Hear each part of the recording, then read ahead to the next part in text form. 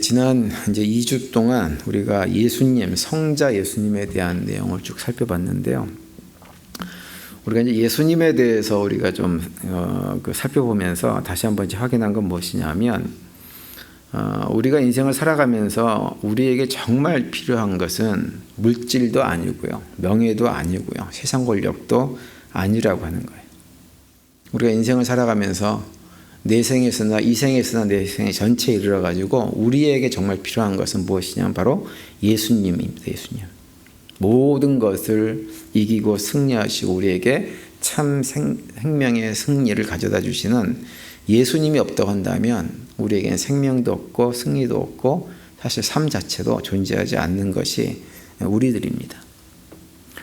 그래서 우리가 실제로 이제 삶을 살아가면서 경험하는 것은 뭐냐면, 우리가 사는 세상을 가만히 들여다보면 요즘 현대가 정말 불과 한 100여 년 전과 비교를 해봐도 굉장히 경제적으로 발달이 되어 있고 과학 문명이 발달되어 있고, 그래서 살기가 편해지고 좋아지고 또 교육 수준도 높아지고 또 경제적인 수준도 높아지고 모든 것이 다 좋아졌는데, 이제 그런 외적인 것이 좋아진 것에 비해서 그럼 인간 자체가 훌륭해졌느냐, 착해졌느냐, 옳은 선택을 하면서 살아가느냐라고 하는 것을 가만히 들여다보면 전혀 그렇지 않다고 하는 거예요.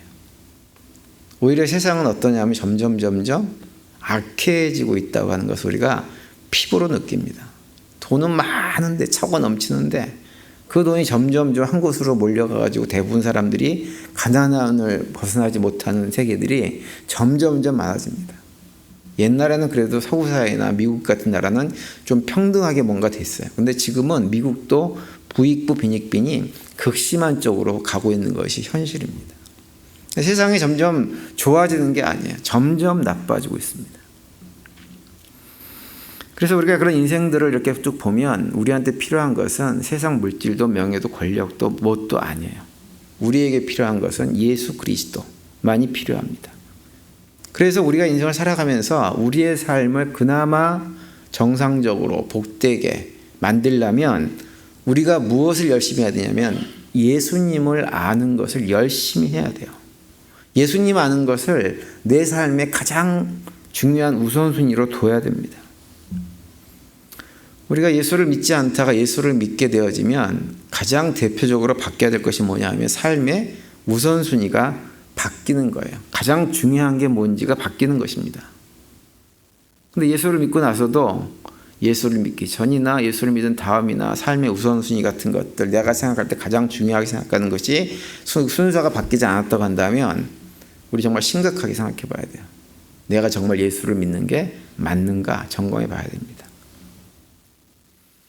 그런데 우리가 정상적으로 예수를 믿으면 변화를 경험합니다. 변화를 경험하게 돼 있어요. 그런데 그 변화를 경험하게 되는 이유가 있어요. 왜 그럴까요? 우리 안에 누가 들어오셔서? 성령 하나님께서 우리 안에 들어오시기 때문에 변화는 지극히 당연한 것입니다. 그러니까 성령 하나님께서 우리 안에 들어오셨는데 내 삶에 아무런 변화도 일어나지 않는다? 이건 뭔가 좀 문제가 있는 거예요. 변화가 없을 수가 없습니다.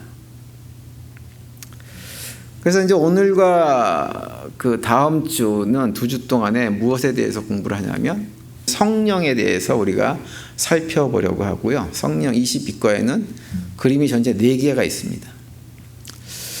그런데 이제 성령에 대해서 말씀을 좀 드리기 전에 먼저 찬송가를 한 장 말씀을 좀 드리려고 하는데, 우리가 찬송가를 보면 182장부터 195장까지 다 무엇에 관련된 찬송가가 되어 있냐면 성령에 관련된 찬송가가 쭉 되어 있어요. 그런데 우리가 찬송가를 부를 때, 특별히 성령과 관련된 찬송가를 부를 때 일반적으로 어떤 식으로 많이 부르나요?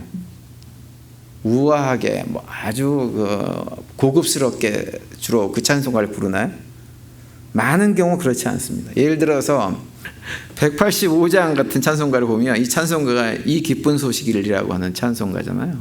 근데 이 찬송가를 부를 때 많은 분들이 어떻게 부르길 원하냐면 박수 치면서 빠르게 부르길 원합니다. 이 기쁜 소식을 온 세상 전하세, 이렇게 부르길 원해요. 근데 사실은 이 찬송가는요, 어떻게 그렇게 안 부르고 이 기쁜 소식을 온 세상 전하세 이렇게 천천히 우아하게 불러도 굉장히 좋은 찬송입니다. 근데 사실 이 찬송가를 부를 때 많은 분들이 빠르게 박수치면서 부르기를 원해요. 근데 왜 그렇게 부르냐? 그렇게 불러야 성령에 관련된 찬송가는 맛이 있다고 많이 느끼기 때문에 그렇습니다. 근데 그걸 왜 맛이 있게 느끼느냐? 그 속내를 가만히 들어보면 그렇게 마치 이벤트 하듯이 그 불러야 성령이 나에게 이렇게 충만하게 채워지는 것을 경험할 수 있다고 생각하기 때문에 자꾸 그런 것들을 생각을 하는 거예요. 근데 저에게 성도님들은 잘 아시겠지만 우리 성령 하나님은 그렇게 막 이벤트 한다고 우리 안에 들어오시는 분이 아니세요. 그분은 이미 어떻게 돼 있어요? 우리 안에 들어와 계세요. 들어와 계셔서 우리랑 인격적으로 관계를 하기를 원하시는 분이지 감정적으로 관계를 하기를 원하지 않으시는 분이세요. 그래서 우리가 찬송가 185장 이걸 부를 때 막 손뼉치며 부를 수도 있어요. 사실은 막 너무 기쁘고 감사해서 막 그렇게 부를 수도 있지만 우아하게 불러도 좋은 찬송가가 되어야 되고 그 우아하게 부르는 가운데 성령 하나님이 어떤 분이신가를 이렇게 묵상하면서 부르는 것도 굉장히 의미가 있는 찬송가입니다. 사실 우리가 이런 찬송가를 자꾸 특별히 성령에 관련된 것을 이렇게 막 박수치면서 막 불러야 된다고 압박을 느끼는 건 뭐냐면 순복음 영향을 좀 받아서 그래요.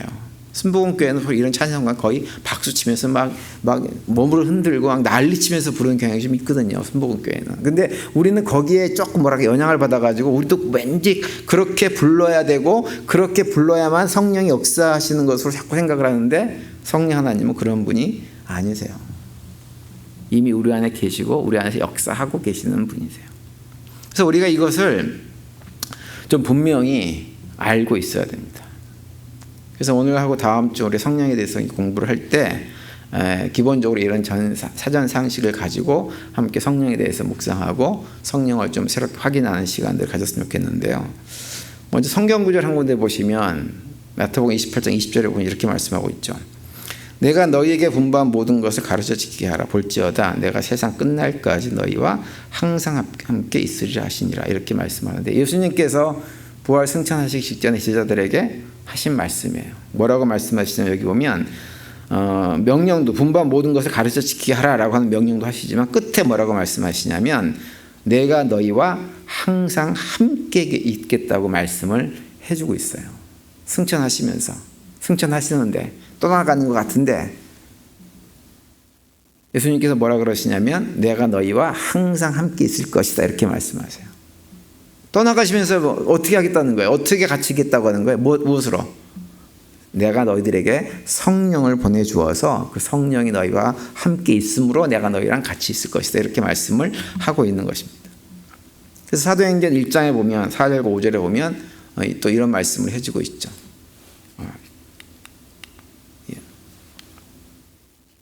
없네요. 읽어드릴게요. 제가 사도와 같이 모이사 저희에게 분부하여 가라사대 예루살렘을 떠나지 말고 내게 들은 바 아버지의 약속하신 것을 기다리라. 요한은 물로 세례를 베풀었으나 너희는 몇 날이 못되어 성령으로 세례를 받으리라 하셨느니라 이렇게 말씀을 하고 있어요. 성령 하나님께서 오셔가지고 우리와 함께 계시겠다고 하는 거예요. 그리고 실제로 어떤 일이 벌어졌어요? 오순절날 성령 강림 사건이 실제로 일어났습니다. 근데 이제 여기서부터 우리가 한 가지 좀 생각해야 될 건 뭐냐면 우리가 성령이 오순절날 강림했다고 얘기를 하는데 왜 하필이면 성령은 오순절날 강림을 하셨을까요? 이유가 뭘까요? 물론 예수님께서 그때 올 거야 라고 말씀하셨기 때문에 오신 건 맞아요. 그런데 또 다른 의미들이 있습니다.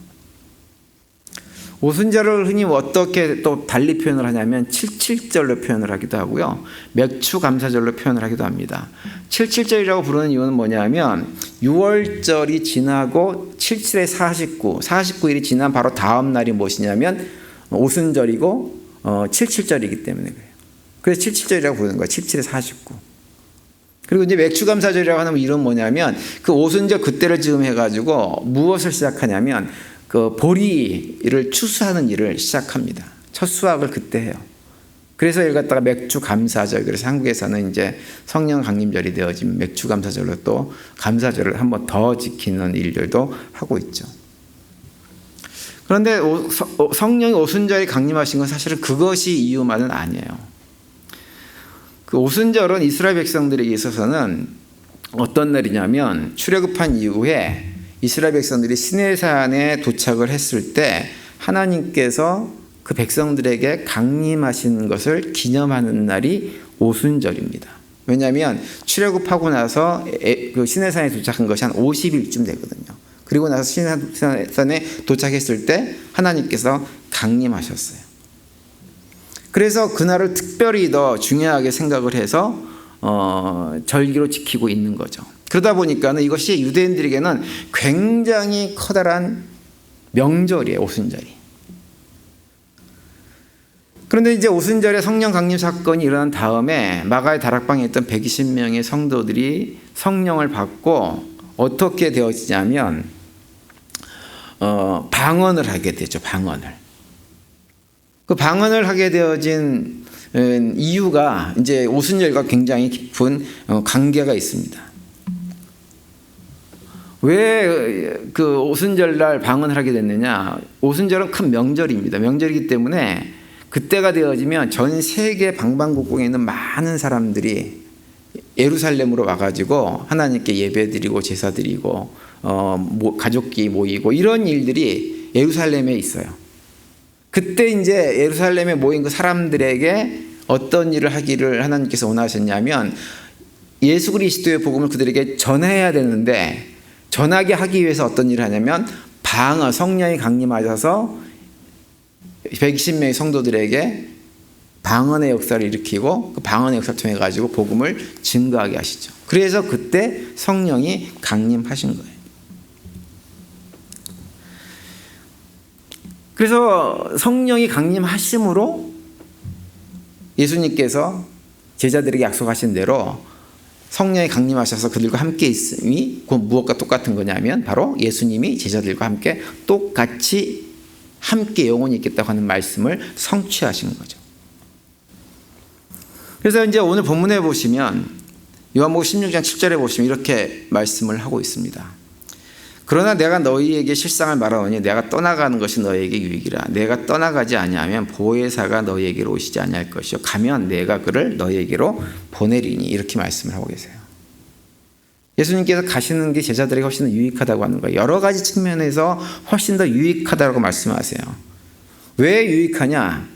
예수님 같은 경우는 인간의 육신을 입고 사셨기 때문에 시간과 공간의 제약을 받고 사셨어요. 그래서 예수님이 공생애를 사시는 동안에 어디만 계셨어요? 팔레스타인이라고 하는 아주 작은 제한적인 지역에서만 생활을 하시면서 사역을 하셨습니다. 근데 성령은 인간의 육신을 입고 있지 않기 때문에 시간과 공간의 제약을 받지 않는 분이세요. 그래서 어디든지 가세요. 누구나 다 만나줄 수 있는 분이고 누구 안에도 다 들어갈 수 있는 분이세요. 그래서 예수님께서 말씀하시기를 내가 가는 것이 너희들에게 훨씬 더 유익하다 그러면서 성령이 오실 것을 약속하고 있는 거예요. 지금 여기에 이렇게 앉아있는 우리 모두도 사실 성령이 오시지 않았으면 우리 모두는 여전히 예수를 믿지 못하고 살아갈 거예요. 성령이 오셨기 때문에 예수를 믿고 살아가는 것입니다. 그래서 이제 그런 사전 이해를 하면서 이제 이 과의 첫 번째 그림을 보시면 이 그림이 이런 그림이에요. 이런 그림. 이 그림은 뭐냐면 제목이 예수님의 사역과 성령의 사역인데요. 이 그림은 무엇을 얘기해 주고 있냐면 예수님의 사역과 성령의 사역이 어떻게 연결되어 있는지를 우리한테 보여주고 있는 그림입니다. 그래서 맨 위에 보시면 뭐가 표시가 되어 있어요? 하나님 이미지가 그려져 있죠. 이 얘기는 뭐냐면 예수님도 그렇고 성령도 그렇고 다 누구다라는 거예요? 하나님이라고 하는 얘기예요. 그래서 이제 그 하나님이 사역을 하세요. 첫 번째는 예수 그리스도의 모습으로, 성자의 모습으로. 그래서 그 모습을 보면 이 그림이죠. 우리가 너무나 잘 아는 내용입니다. 이 세상에 인간의 육신을 입고 오셔가지고 공생의 기간에 뭐 하셨어요? 섬김의 삶을 사셨어요. 섬김의 삶을. 그러면서 섬김의 극치는 어디? 십자가에서 우리의 죄를 위해서 대신 피 흘리시고 고난당하시고 죽으셨어요. 그리고 죽으신 다음에 3일 만에 부활해가지고 승천하셨죠. 이것이 이제 예수님의 사역인데 예수님의 사역이 거기에서만 멈춘 것이 아니고 이제 누굴 보내신다고 그랬어요? 성령 하나님을 보내겠다고 약속하신 대로 성령을 보내주셨어요. 그것이 이제 앞에서 봤던 성령의 모습이죠. 이 그림에서 밑에 있는 성령. 그래서 성령의 모습을 자세히 보시면 이렇게 되어 있습니다. 그래서 여기 보시면 부활하신 예수님의 모습과 비둘기, 성령이 같이 있죠. 이게 뭐냐면 성령이 오셨지만 성령이 오셔가지고 사역하실 때 성령만 사역하시는 것이 아니고 여전히 예수님께서 우리와 함께 사역을 하고 계시다고 하는 것을 그림으로 보여주고 있는 거예요. 예수 그리스도는 말씀을 통해서 성경 말씀을 통해서 우리에게 계속 말씀을 하시고 그 예수님께서 말씀을 하시면 성령은 뭐 하시냐면 우리 안에서 역사하셔가지고 그 하나님의 백성들로 하여금 말씀을 깨달아 알게 만들고 성령의 인도하심으로 우리가 하나님 백성답게 삶을 살아가도록 인도하시고 일하시는 분이 누구냐? 바로 성령 하나님이세요. 그래서 이 성령이 오심으로 해가지고 마치 예수님께서 육신이 있기 때문에 사시는 동안 하셨던 사역과 똑같은 사역을 지금도 계속 하고 계시는 겁니다. 그래서 이제 이 크로스의 원 교재에 보면 이와 관련해가지고 이렇게 설명을 좀 해놓고 있어요. 승리하시고 승천하신 예수님은 성경을 통하여 인류에게 말씀하시고 성령을 통하여 자신의 사역을 계속하신다. 자기를 따르는 자들에게 그들이 생활하는 동안 그의 영광에 참여하고 그것을 나타낼 것을 원하고 있으며 마침내 그들로 하여금 아버지 앞에서 그의 영광에 참여할 수 있도록 하실 것이다. 이런 것들을 성령 하나님께서 우리를 쭉 인도해 가신다고 하는 거예요. 그래서 이제 오늘 본문 8절에 보면 성령이 하시는 아주 중요한 말씀을 우리한테 해주고 있습니다. 이렇게 말씀하죠. 그가 와서, 그는 누구예요? 성령 하나님이에요. 그가 와서 죄에 대하여, 의에 대하여, 심판에 대하여 세상을 책망하시리라 이렇게 말씀합니다. 저는 이 말씀 그대로 예수님께서 성경을 통해서 우리에게 말씀을 하시면 성령이 우리를 깨닫게 해주시는데 깨닫게 해주시는 내용이 무엇이냐? 죄가 무엇인지 깨닫게 하시는 거예요. 의가 무엇인지 깨닫게 해주는 거예요. 그리고 우리가 의롭지 않게 되어졌을 때 어떠한 심판이 우리를 기다리고 있는지도 깨달아 알게 만들어준 것이 누구냐? 성령 하나님께서 그러한 것들을 행하신다고 하는 거죠. 그러니까 예수님께서 육신을 입고 이 땅에 안 계시지만 예수님께서 이 땅에 계시는 동안 하셨던 사역을 똑같이 성령 하나님께서 우리와 함께 하시면서 계속해서 하시면서 우리로 하여금 예수님의 말씀을 믿게 만들어 주시는 거예요. 아, 내가 죄인이구나. 내가 죄인이구나. 예수님께서 말씀하신 대로 내가 죄인이구나. 그리고 우리는 스스로 결코 예수님을 바라보면 우리는 결코 스스로 의롭게 될 수 없는 그런 존재구나. 그래서 우리는 심판의 대상이구나 라고 하는 것을 알고 뭘 믿어요? 예수님의 대속의 은혜를 믿고 붙들고 살아가도록 만들어주는 거예요. 그런데 그러한 모든 것들을 누가 하시느냐? 성령 하나님께서 우리 안에 계시면서 믿게 만들어 주신다고 하는 거예요. 그것이 오늘 본문 8절의 말씀인 거예요. 이것이 성령 하나님께서 우리 가운데 행하시는 가장 핵심적인 사역입니다. 우리는 일반적으로 이제 어떤 생각을 좀 하는 경향이 있냐면 성령이 우리 안에 강림하시면 그 성령 하나님께서 우리에게 주시는 것이 대표적으로 방언이고 예언이고 뭐 치유은사 같은 것이다라고 생각을 하세요. 근데 그것은 성령의 핵심 사역이 아니에요. 그것은 그냥 우리에게 주시는 은사 가운데 하나일 뿐이에요. 성령의 핵심 사역은 무엇이냐? 요한복음 16장 8절에 있는 대로 우리로 하여금 죄가 무엇인지를 깨달아 알게 하는 거예요. 그래서 내가 죄인이구나 이걸 확신하게 하는 거죠. 그리고 내가 결코 내 힘과 노력과 수고로 의롭게 될 수 없는, 그래서 하나님 앞에 서게 되면 반드시 심판받을 수밖에 없는 그런 존재구나라고 하는 것을 깨달아 알게 해서 하나님 앞에 엎드려 회개하고 하나님 앞으로 나가게 만들게 하는 것이 누구냐? 성령 하나님께서의 행하시는 핵심 사역입니다. 그것으로 하여금 우리로 하여금 예수 그리스도를 믿게 만들어주는 거죠.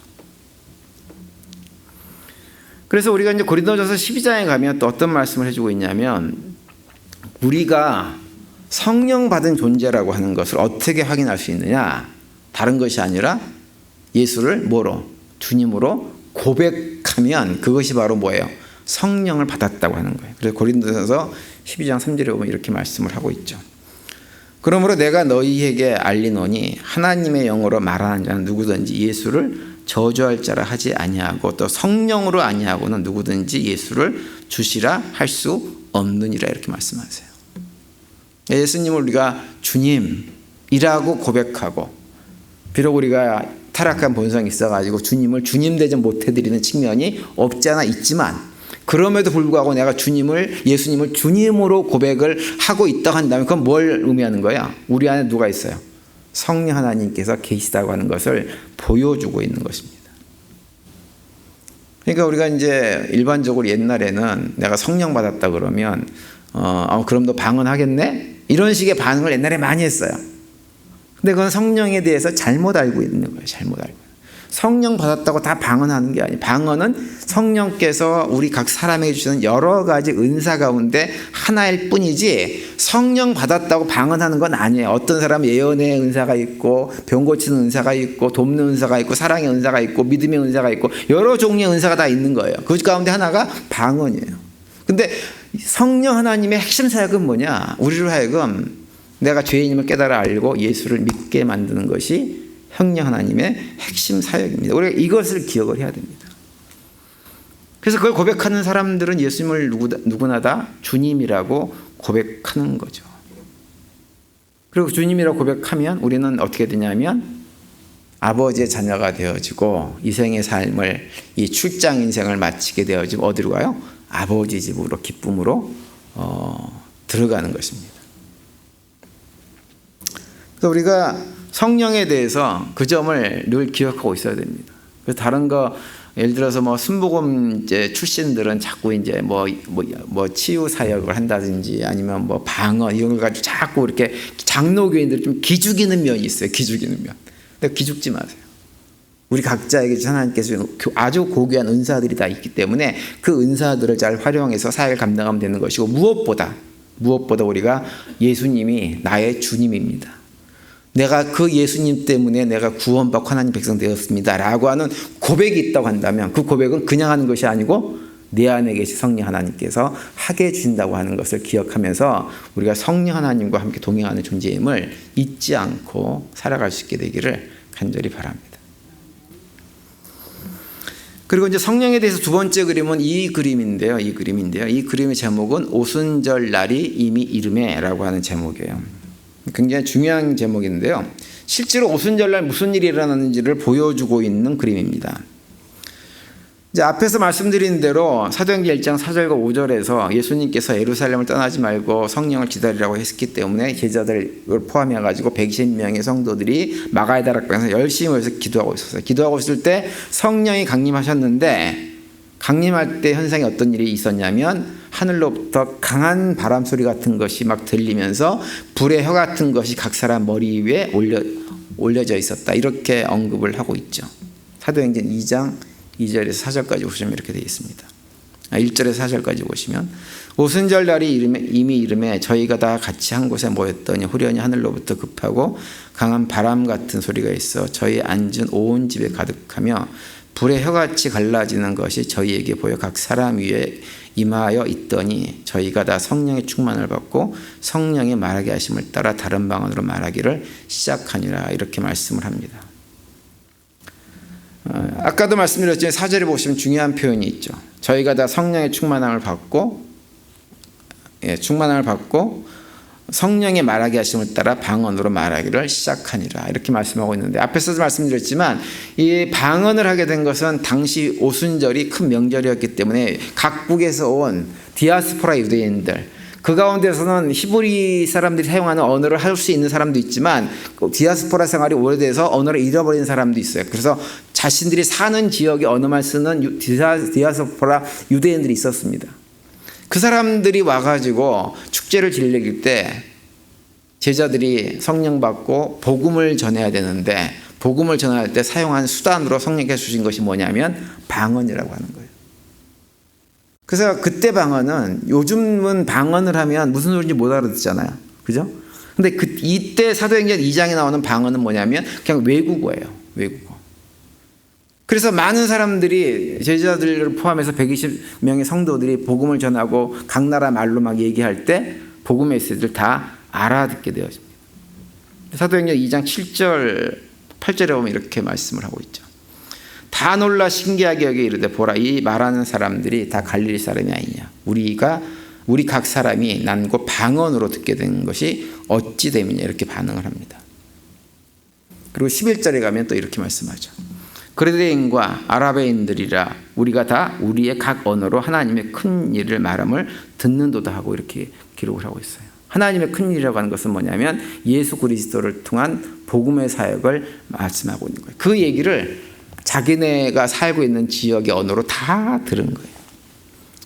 이게 성령 강림 사건이 일어났을 때 방언을 허락하셨던 실질적인 이유는, 이 현실적인 이유는 바로 이 점입니다. 그런데 더 중요한 이유가 한 가지 더 있죠. 그건 제가 저에게 온 이후에 여러 번 설명을 드렸던 것 같아요. 성령 강림 사건 때 방언이 시작된 것은요, 왜 어떤 의미를 가지고 있냐면 창세기 3장에서 우리 인간이 타락한 이후에 창세기 4장, 창세기 6장, 창세기 11장 이러면서 어떻게 되나요? 인간이 타락한 것이 점점점 깊어지고 확대되어지고 창세기 11장에 가면 어떻게 돼요? 더 이상은 하나님께서 용납하지 못할 만큼 완전히 타락한 모습을 인간들이 보입니다. 하나님께 대적까지 해요. 이런 모습을 보여요. 그래서 바벨탑을 짓게 되어지죠. 근데 하나님께서 인간들이 그렇게 죄 아까운데 계속해서 그렇게 달려가는 것을 용납하시지 않고 어떻게 하냐면 그 바벨탑, 하나님을 대적하는 상징인 바벨탑을 짓지 못하게 하기 위해서 하신 것이 뭐였나요? 언어를 혼잡하게 해서 소통을 하지 못하게 만드셨어요.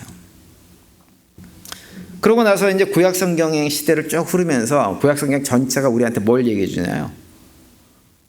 그렇게 타락한 인간들이 하나님께서 율법을 주시기도 하고 책망을 하시기도 하고 얼레기도 하고 달래기도 하고 별것을 다 해도 인간 스스로는 결코 하나님께로 돌아올 수 없을 만큼 완전히 타락했다고 하는 것을 구약성경 전체를 통해서 우리한테 거듭거듭 확인시켜주는 과정을 합니다. 그래서 결국은 예수 그리스도가 오셔가지고 우리의 죄의 문제를 해결해 주지 않으면 아무것도 해결될 수 없다고 하는 것을 확증하고 나서 신약에 오면 마침내 예수 그리스도가 이 땅에 오셔서 우리의 죄의 문제를 대속하셔서 하시기 위해서 십자가에서 못 박혀 돌아가시고 나서 그 문제가 해결된 다음에 마침내 본격적으로 하나님께서 창세기 11장으로부터 창세기 2장의 상황으로 되돌리는 회복의 길을 열어주시는 거죠.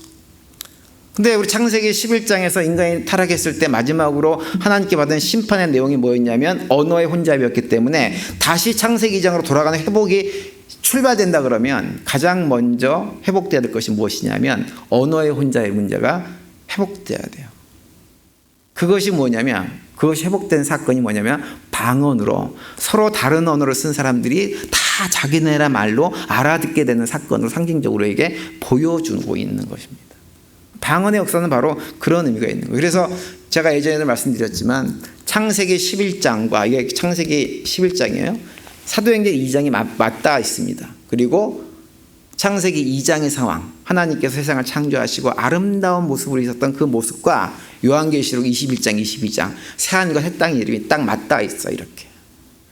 그래서 성경의 책 전체가 데칼코마니처럼 이렇게 서로 반대로 이렇게 되어져 있는 것입니다. 그 회복의 역사가 시작된 것이 사도행전 2장이고 그 회복의 역사가 이제 그 이후에 계속해서 신약 세계와 지금에 이르기까지 계속 회복이 진행되고 있는 거죠.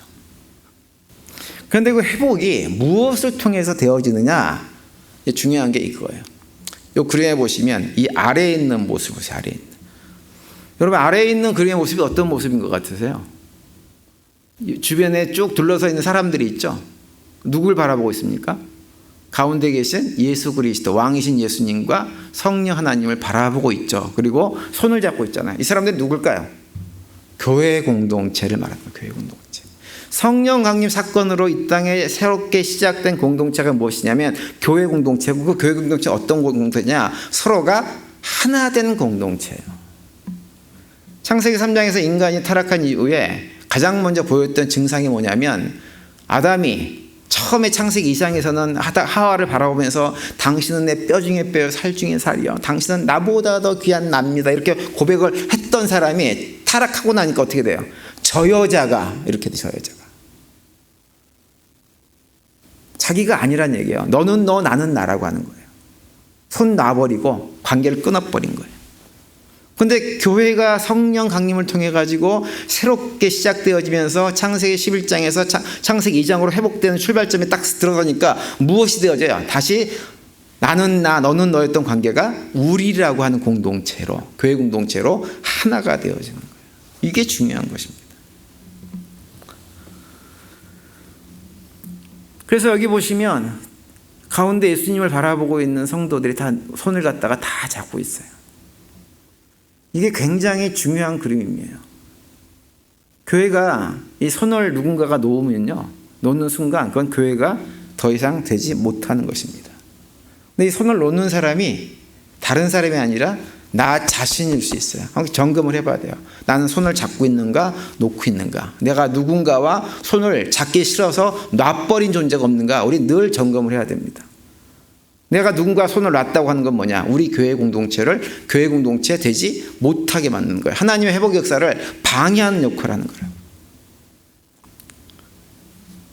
우리가 하나 되는 것은 예수님의 뜻이에요. 그래서 요한복음 17장 21절에 보면 이렇게 말씀을 하고 있죠. 아버지께서 내 안에 내가 아버지 안에 있는 것 같이 저희도 다 하나가 되어 우리 안에 있게 하사 세상으로 아버지께서 나를 보내신 것을 믿게 하옵소서, 이렇게 말씀합니다. 하나가 되어서 세상이 아버지께서 나를 보내신 것을 믿게 해달라고 하는 거예요. 세상으로 하여금 교회 공동체가 교회 공동체구나, 저희가 회복의 공동체구나 라고 하는 것을 알게 하려면 어떻게 하냐면 손을 잡고 하나가 될 때 그것이 가능한 것입니다. 근데 교회가 하나 되지 못하고 계속 찌그럭 싸우고 손 놔버리고 이러면 세상이 볼 때 저 공동체가 하나님께서 안 계시는구나 라고 생각을 해버리고 하나님은 없어 라고까지 나가버리는 거예요. 그래서 이 그림에 있는 대로 예수님을 중심에 놓고 우리가 함께 바라봐야 돼요.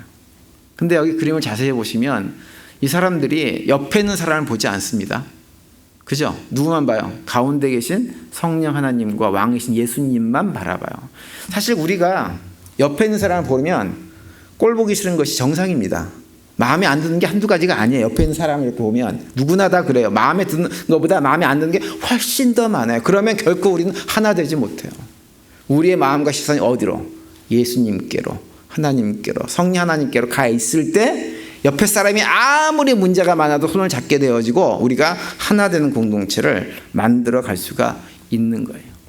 그렇게 하나님은 교회 공동체를 이 땅에 세우시고 그런 모습을 갖도록 지금까지도 일하고 계시는 거예요. 성령의 오심은 타락으로 인해서 사탄의 종이 되었던 우리 인간들을 온전한 하나님 백성으로 회복시키려는 하나님의 계획이 본격적으로 시작됐음을 알려주는 사건이에요.